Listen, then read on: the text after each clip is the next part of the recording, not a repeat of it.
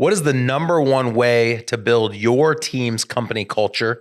On this episode, we're going to be breaking down step by step the exact actionables that you can use in your business today to improve 100% your company culture.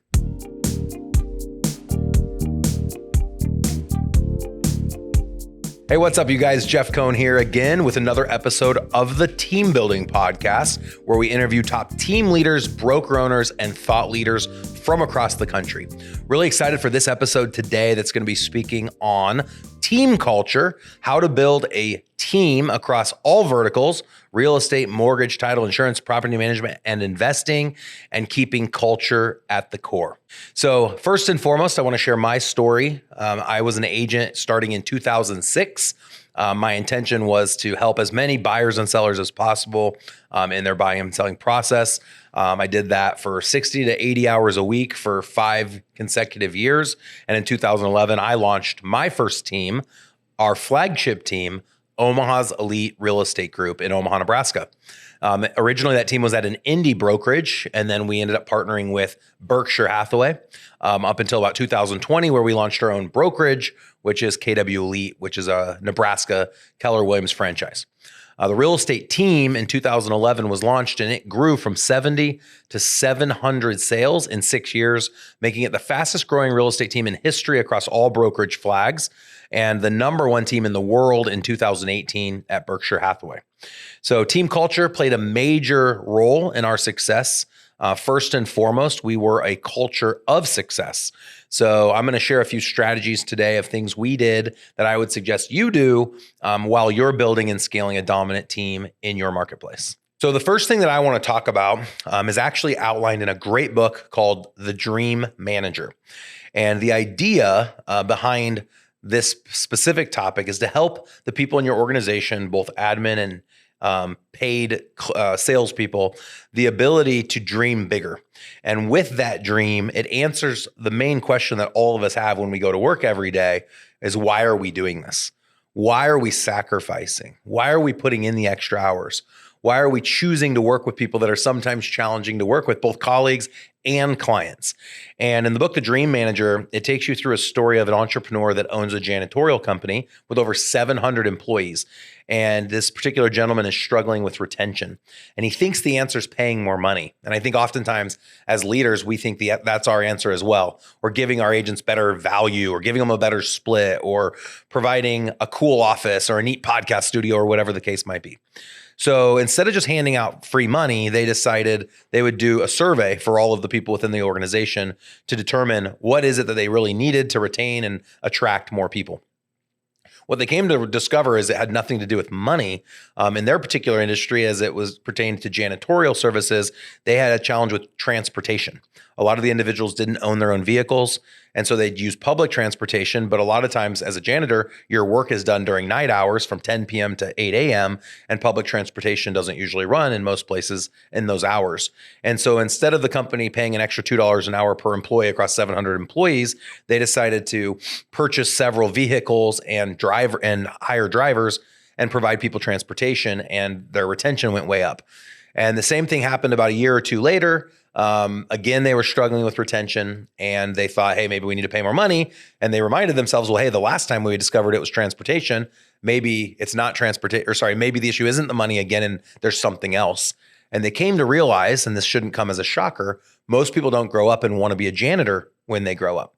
While most people grow up, they want to be doctors, dentists, they want to own a restaurant, they want to be an artist, they have other dreams and aspirations.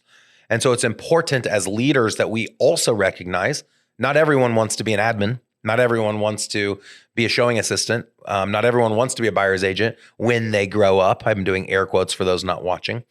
They might want something else.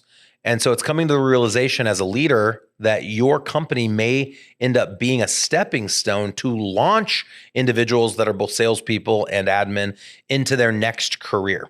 And so in reference to Dream Manager, one of the specifics that they found in this second survey was that individuals didn't want to be janitors when they grew up. They wanted to do that next thing. And so what would be the best thing, as a rhetorical question, what would be the best thing you could do today to help somebody that was a janitor or an admin or a showing assistant become the next thing that they want to become? First, you'd have to know what it was that they wanted to become. Then once you knew that, you'd have to help train them on how to become that said thing, get licensed to be in that new role, raise the capital to be in that new role, possibly move across the country to be able to do that specific thing. And so ultimately they needed a life coach and they needed a financial advisor. And they ended up calling that position a dream manager. In our world, we call that position a success manager. And so across any successful business, as we've gone in and consulted for thousands of teams across every vertical over the last 10 years, we have found that one of the patterns that has stayed consistent as it pertains to company culture is that there is someone within the organization that serves in that dream manager capacity. Again, we call that success manager, but you can call it whatever you want. It might just be the team leader. But there is an intentional desire to help people become a better version of themselves. And so from a cultural standpoint, the way we found that works the best is first and foremost in helping people become more self-aware, become more self-actualized. Harvard Business did a review of the top 1,000 CEOs across the United States. And they wanted to ask each CEO to choose one word that best explained what makes their greatness, what creates their greatness, or what their superpower was. And you might use gregarious, determined, hardworking, the list might go on and on and on. What they discovered out of the top 1,000 CEOs is self-awareness, self-actualization was the main component to those CEOs' success. And so we work with all of the agents and admin within our organization to help them determine what it is exactly they're here for. What is their goal? What are their aspirations? And how can we become a vehicle to allow them to accomplish those things? And we do it by helping them create vision boards. And so in a vision board, the idea is that an individual would come up with imagery, either digital or analog, cutting out of a magazine. They'd create a board, either digitally or analog. You've seen these boards before on huge poster paper. It could just be on a little screensaver on a computer screen, and they just grab digital images off of a Google search. Doesn't matter. But what does matter is it's not just an image. So for example, something personally in my world, I will be acquiring a boat that's sailable on the ocean. I don't know if it will be a monohull, or if it'll be a catamaran, but I'm going to buy something between 42 feet and 48 feet and keep it in the Virgin Islands or in Florida. So just having the boat on my vision board, it is exciting to think, oh, one day I know I'm going to own that boat, but that's not enough. I also need to know, which boat am I going to buy? How much does that boat cost? How much money am I going to save every week, every month, every year from the income I'm generating to save on the side to go towards the boat? Where am I going to store it? Who am I going to buy it from? When am I going to use it? I have to think through all of these processes to make it a reality. I then need to have a success manager who holds me accountable to doing all of those activities on a weekly basis so that over the next 12 months to 5 years, I actually can check something off my vision board. I can literally remove the boat because I've acquired it and then replace it with something else. And where we found greatness takes place, it's in accomplishing the goal, not because we've checked it off the list or removed it from the vision board, is it gives someone space to dream bigger. It gives someone that space to add a new item, and it doesn't have to be something materialistic. It could be hiking a 14er in Colorado. It could be something much different that maybe isn't directly tied to money. But it gives somebody the ability to dream bigger about something that they hadn't already had space to dream about because they were still trying to accomplish that first thing. So every December, and actually we probably start it more in October, November, we start talking about vision boards and reminding agents and staff to put together their vision board. And then everyone in the organization takes turns presenting all of the month of January in our weekly team meetings. And so we'll go around the first 10 or 15 minutes and each person will present their vision board. They'll present the items that are on it. And usually there's probably 15 to 20 images that represent different areas of someone's life. I like Rose Thomas, a good friend of mine, Rock Thomas's wife, talks about gardens and how I think everyone has 9 different gardens. Gary Keller has the One Thing book. I think he talks about 4 or 5 different quadrants, and you've got your job, you have your business, you have your health and wellness, and that could be physical and mental. You have your hobbies. And so in my quadrants, I actually have business, I have job, and my businesses include wealth. And then I have personal life, which is my hobbies and my personal relationships. And then I have spiritual and physical health in another quadrant. And then I have the items that I'm going to do. Obviously, I have your daily, weekly, monthly, yearly, and a person that holds me accountable to that. From a cultural standpoint, I know I've spent a lot of time on this specific one. Everything else comes off of this. And what I mean by that is when you're holding an accountability meeting with your agent or your staff member, and you feel like they're falling short. Let's say that they had said they want to sell 36 homes, and you're able to reverse engineer those 36 homes. You know it's going to take 150 outbound cold calls, for example, to sell one house.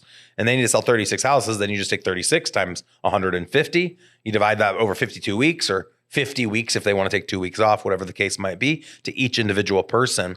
But now you have a quantifiable number that person is committed to doing, their key performance indicator of what activity are they going to do on a daily basis that they can be held accountable for. It's a scorecard. And if they don't do that activity, then they're not going to get the sale. And if they don't get the sale, they're not going to generate the revenue.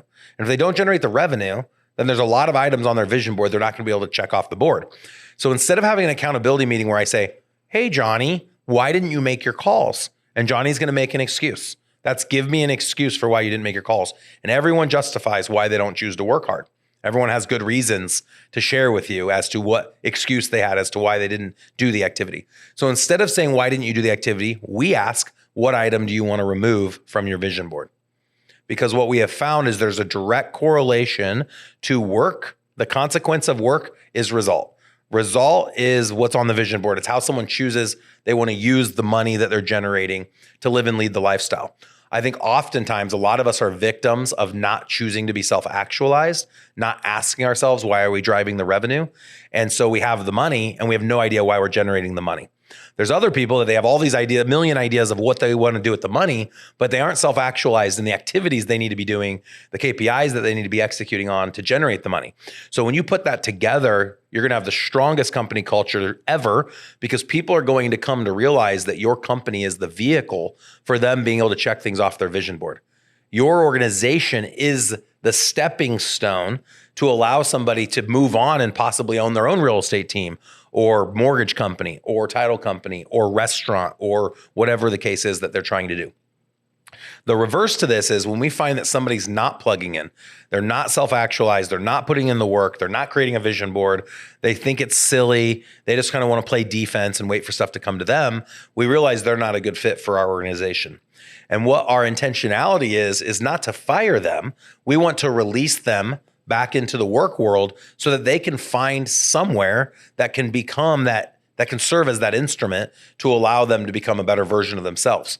We truly want people to know, what do you want to accomplish in life? And if our organization is not the solution to allow them to eventually check things off their vision board, then of course they shouldn't stay inside of our organization. As a DI, I'm 99D, 99I. It was always really hard for me to watch people come into my organization and end up not being successful. Some would choose to leave, some would be asked to leave, but either way, I took things and I continue to take things personal. I want everyone that comes into our world to plug in to our training. I want them to plug into accountability. I want them to read books, listen to podcasts, mastermind, become the best versions of themselves. And when they don't, I take it personal because I feel like our process has failed them. The truth of the matter is they have failed themselves by choosing to not plug into the processes we've created. And that's not necessarily they've done something wrong. It's just our processes and the systems that we've built aren't a good fit for them. And that's okay. And coming to that realization as a high I has brought a lot of peace, I feel like, to me internally, to know that I'm giving everything I can give as a leader. I'm providing all of the systems, the processes, the culture, the leads, the accountability to help everyone become the best versions of themselves, but they have to choose to walk the path. You can lead a horse to water, but you can't make it drink. is that old adage. So thank you for sticking around for this episode on how to build company culture. I'm very confident that if you implement the strategy of using vision boards and helping those within your organization become more self-aware and self-actualized, helping them come up with their key performance indicators, holding them accountable to actually accomplishing those weekly, monthly, and yearly tasks, individuals will be able to check things off their board. They'll be able to replace those with even bigger and grander goals, and they'll choose to stay in your organization because you're truly leading them to become the best version of themselves, and they will live and lead the life of their dreams by being inside of your world. And to me, there's nothing more fulfilling than that. If you'd like more information about how to build better company culture, as well as the other top 11 strategies to building and scaling a dominant team in your marketplace, you can click on the link in the show notes, and we have a free PDF outline. It's our elite team building guide we're going to make available to you free of charge. Thank you again for following the Team Building Podcast. We look forward to you listening to more episodes in the future.